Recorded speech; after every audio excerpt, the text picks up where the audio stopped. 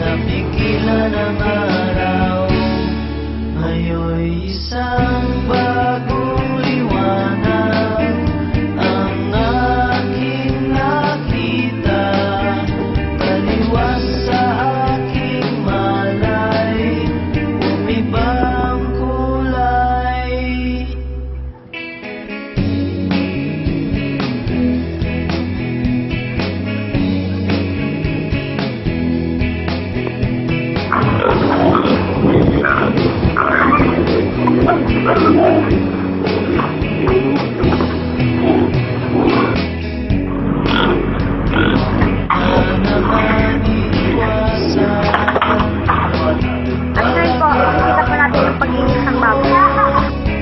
May alam naman ding ibang daanan, di napigilan ang kaba.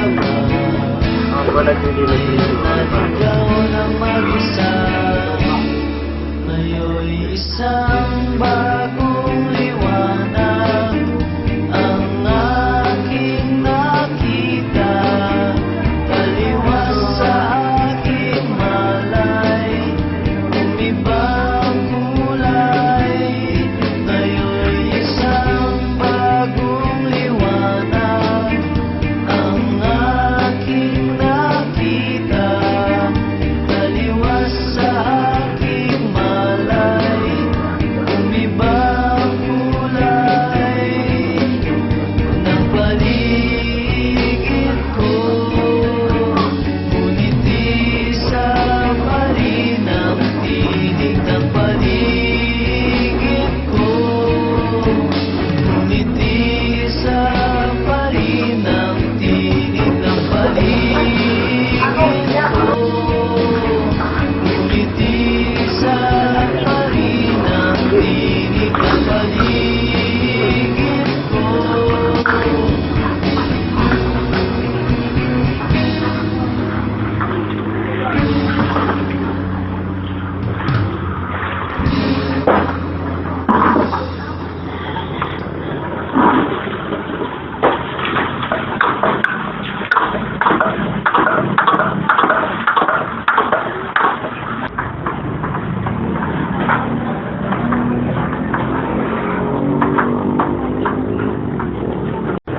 At ngayon po, linilisan po nila yung mga baboy.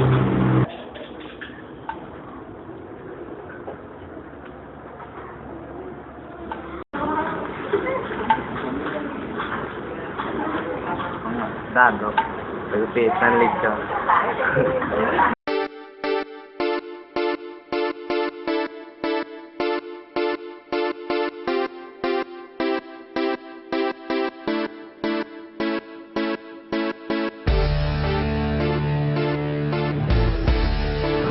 Kasi ang salita rin dito, magpamahala na si Makali.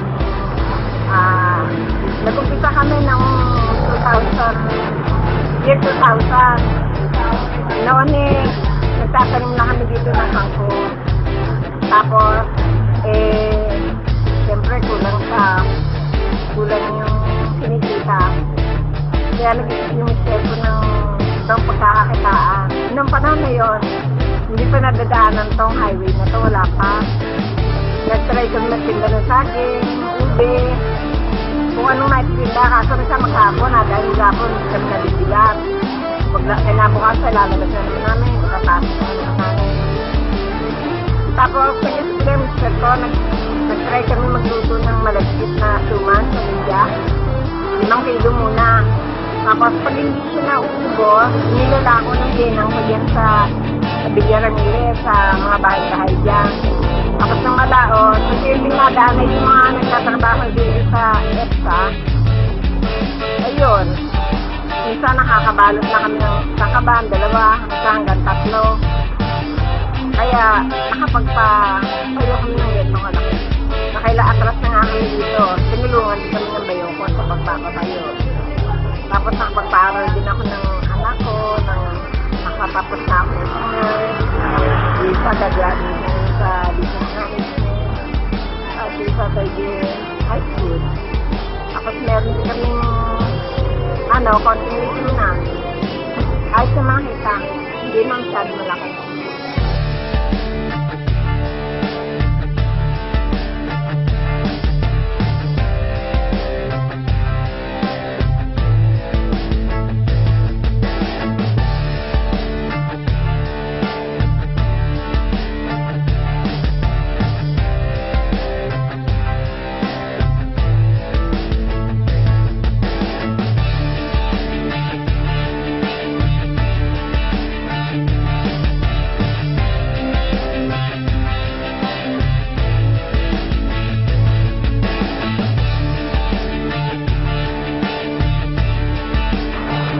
David John Ortiz. Nagtatrabaho po sa Tuman Sarawi. 10 taon na po ako nagtatrabaho po dito. Magkakayit po. Gusto po ng Tuman. Dito ako nagtatali.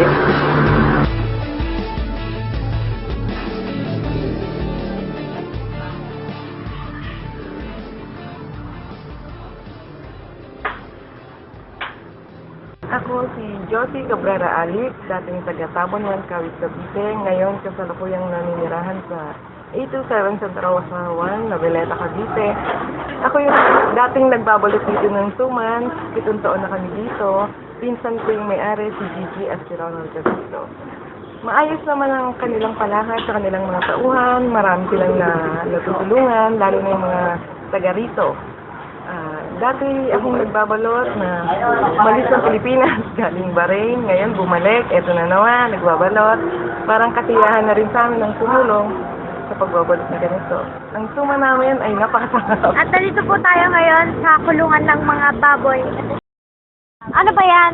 Ito po yung pagkain ng baboy. Sige na, pakainin mo. Dami. Pakainin mo rin.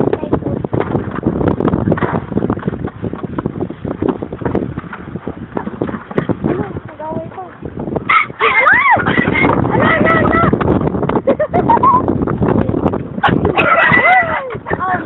Anak mo. Bakit yung kumakain? Ang baboy naman namin ay nanggagaling sa Quezon, isa sa Bicol, dinadala rin yung mga bihero. Tapos, masarap talaga ang native kasi malutong siya. Tapos, talagang mga gulay lang ang kinakain. Pero kaibahan naman ng may poultry din may gusto kasi ang poultry naman malamang. Masarap din ang lasa. Tapos, kayo na lang mag-judge kung masarap pa kayo sa dito namin. Kaya lang, may masasabi ko sa inyo na mababa ang dito namin. Mababa ang presyo. Konting kita lang sa amin. Basta mabilis ang bentahan, okay na. Pero okay din ang lasa.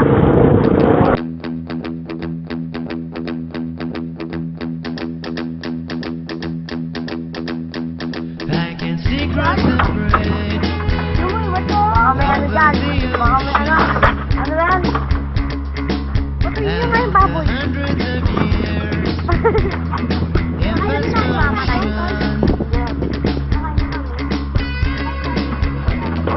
Ako ay nagpapalala ng baboy. Lalang dito, baka ano. Ako po ay nag-inisyon. Ayan, sinira natin na, no?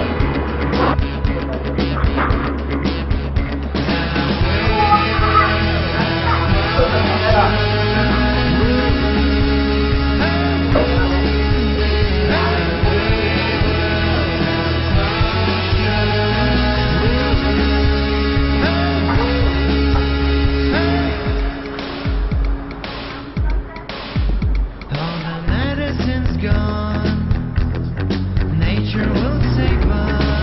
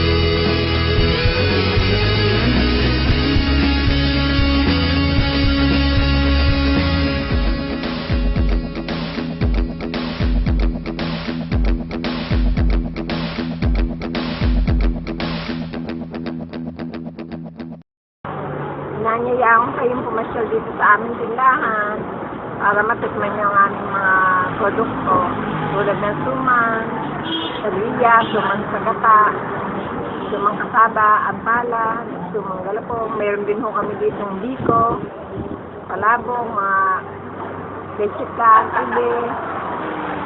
Pumunta lang po kayo dito sa Centennial Road, bayan ng Kawit. At yung pong aming tindahan ay nasa tabi ng highway. Salamat po.